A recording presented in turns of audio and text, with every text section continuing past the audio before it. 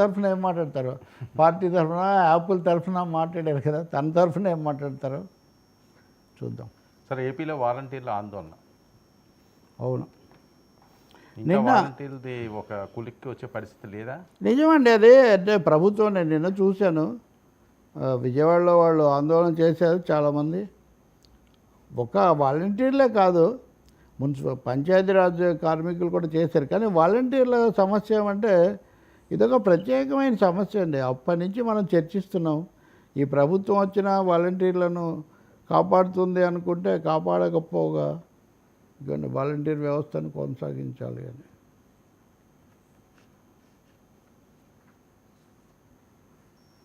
నిన్న వాళ్ళు ధర్నా ఇవన్నీ కూడా చేశారు. ఎందుకంటే మీరు మాకు జీతం పెంచుతామన్నారు, 10,000 రూపాయలు ఇస్తామన్నారు, మరింత చక్కగా ఉపయోగిస్తామన్నారు. ప్రభుత్వం ఏమో ఈ విషయం మీద పవన్ కళ్యాణో లేదా చంద్రబాబు నాయుడు ఏం మాట్లాడలేదు. సరే, పవన్ కళ్యాణ్ 1-2 సార్లు అన్నారు మిమ్మల్ని రెన్యూ చేయలేదు, మేమేం చేస్తామని. కానీ అది ఎలా ఉన్నా కానీ ఇన్ని వేల మంది యువత పని చేశారు, సేవ చేశారు, మేలు జరిగింది. వాళ్ళని ఇప్పుడు ఒక్కసారిగా మనం వాళ్ళని పక్కన పడేయటం. మొన్న వరదల్లో కూడా వాళ్ళ సేవలు ఉపయోగించుకున్నారు. బుడమేరు వరద సమయంలో కూడా వాలంటీర్లను పిలిచారు. మరి ఇప్పుడు ఒక్కసారిగా వాళ్ళని పక్కన పెట్టడం ఏ విధమైనటువంటి న్యాయం? ఇప్పుడు వేల మంది యువతకు పనులు లేని మాట నిజం.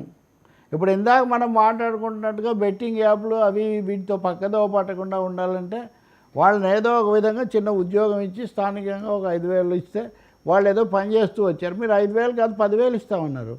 కానీ హళ్ళీకి సున్నకు సున్నాని ఇప్పుడు మొత్తం తగ్గించేశారు. ప్లస్ ఇప్పుడు సచివాలయాల ద్వారా చేయించారు, సచివాలయాలను కూడా క్రమబద్ధం చేస్తామంటున్నారు.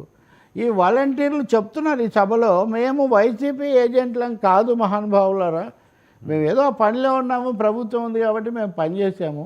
మీరు మమ్మల్ని కానీ సచివాలయ సిబ్బందిని కానీ వైసీపీ ఏజెంట్లుగా పరిగణించి మమ్మల్ని ఎలా వదిలించుకోవాలి అన్న ఒకటే ఆలోచిస్తున్నారు. ఇది సరికాదు. అలాగే సంబంధిత మంత్రి వీరాంజనేయులు ఆయన మాట్లాడుతూ లేని దాన్ని మేము ఎలా కాపాడంటే టెక్నికల్గా సాంకేతికంగా చాలా మాట్లాడవచ్చండి, లీగల్గా చాలా మాట్లాడవచ్చండి, మానవీయ కోణంలో మాట్లాడతామా లేదా? వాలంటీర్లు లేకపోతే కోవిడ్లో కరోనాలో చాలామందికి వృద్ధులకు వీళ్ళందరికీ వాళ్ళు సేవ చేసింది నిజమా కాదా? ఇంటింటికి వాళ్ళు పొద్దున్నే పెన్షన్లు అవి ఇవి తెచ్చి ఇచ్చిన మాట నిజమా కాదా? వాళ్ళు రానక్కర్లేదంటున్నారా? మీరు వేరే మరింత మెరుగైన పని చేయండి. కానీ వాళ్ళని ఎందుకు తగ్గించాలి, వాళ్ళని ఎందుకు తొలగించాలి, వాళ్ళని ఎందుకు టార్గెట్గా చేసుకోవాలి? సో వాలంటీర్లను టార్గెట్గా చేసుకోవటం అన్నది చాలా దారుణమైన విషయం. దీని మీద వీళ్ళు కూడా పంచాయతీరాజ్ వర్కర్స్ కూడా అంతే, వాళ్ళు కూడా కనీస వేతనం లేదని నిన్న వాళ్ళు కూడా ఆందోళన చేశారు. సో మొత్తం మీద ఈ ఉద్యోగ వర్గాలు, వాలంటీర్లు, ఇంకా అనేక ఉపాధ్యాయులు, ఇట్లా సమస్యలు చాలా ఎక్కువగా ఉన్నాయి.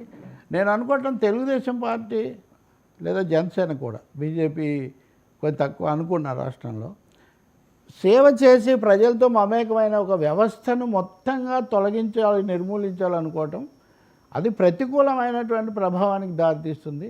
కుటుంబాలన్నీ కూడా, అంటే ప్రతి యువకుడు యువతి వాలంటీర్లు, మహిళలు అమ్మాయిలు ఎక్కువ, పెద్ద శ్రమ లేకుండా వాళ్ళు ఊళ్ళో పని చేసుకుంటూ ఏదో సంబంధాలు అలా ఉన్నారు. వాళ్ళని కనుక తొలగిస్తే ఒక్కొక్క వాలంటీరు కనీసం ఒక కుటుంబానికి మొత్తం ఓటర్లకు వాళ్ళు ప్రాతినిధ్యం వహించే స్థాయిలో ఉంటారు వాళ్ళు. కాబట్టి ఒకవేళ వైసీపీ వాళ్ళు ఒత్తిడి పెట్టారు, రాజీనామాలు చేయించారంటే దానికి వాళ్ళేం చేస్తారు? వాళ్ళు రెన్యూవల్ చేయలేదు, మీరు చేయొచ్చు. ఇప్పుడు మీరు అది చెప్పుకోండి కావాలంటే, వైసీపీ వాళ్ళు రెన్యూవల్ చేయకపోయినా మేము చేసామని. వైసీపీ వాళ్ళు చేయలేదు కాబట్టి మేము చేయలేదంటే మీరు వైసీపీ అడుగుజాడల్లో నడుస్తారా? ప్రశ్న కదా ఇది.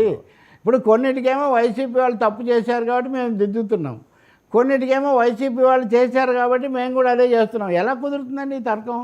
అందులో ఇన్ని వేల మంది, 2 లక్షల ఎంతమంది.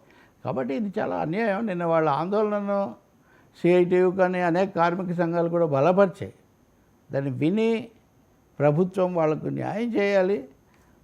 పునరావాసం లాంటిది అది, ఒక పెద్ద శ్రమ తగ్గుతుంది. ఇప్పుడు నిరుద్యోగ భృతి ఇస్తామన్నారు, ఇవ్వండి అని గొంతు మీద కూర్చుంటున్నారు కదా. నేను ఒక వాగ్దానం, వాళ్ళకి 3,000 నిరుద్యోగ భృతి బదులు 5,000 వాళ్ళకే ఇస్తే కొన్ని 2 లక్షల మందికి ఉద్యోగాలు ఉన్నట్టే అవుతుంది. లేకపోతే ఆ భారం కూడా మీ మీదే పడుతుంది. సరే ఏంటి పొట్టి శ్రీరాములు వర్సిటీ పేరు మార్పు? ప్రభుత్వాలు మారిన